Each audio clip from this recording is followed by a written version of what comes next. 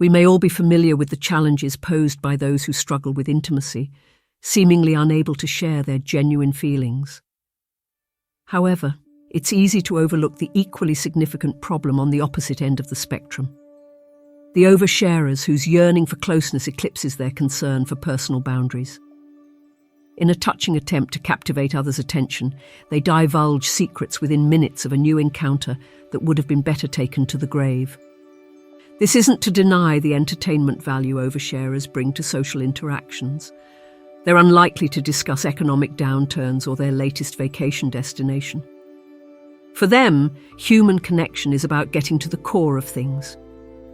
And so we quickly learn about their struggles with addiction, the time they got arrested for public intoxication, their rocky sibling relationships, the details of their recent breakup, their abandonment fears, and the teenage traumas that shaped them.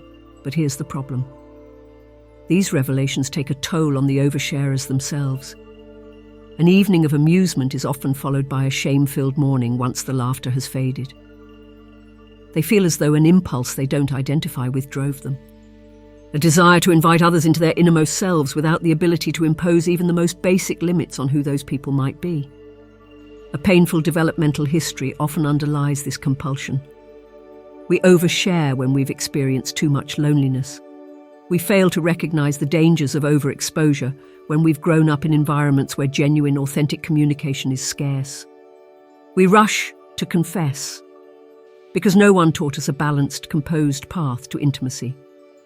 To the isolated former child, no alarm sounds at the idea of having an unfiltered conversation with someone who entered the room just 20 minutes ago. Such is the allure and promise of connection. Such has been the weight of secrecy. With time, we may come to terms with remaining somewhat more enigmatic.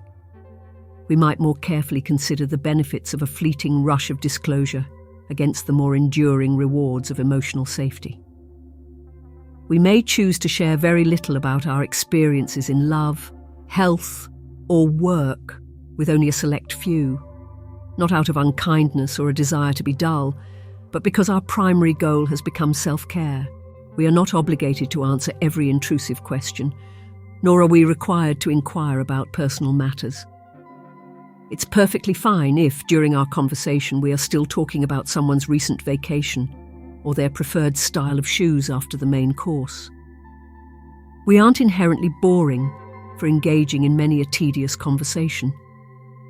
We're simply taking our time, in a process that could span months or years, to determine whether we've encountered one of those exceedingly rare individuals who truly merit access to the deepest parts of ourselves.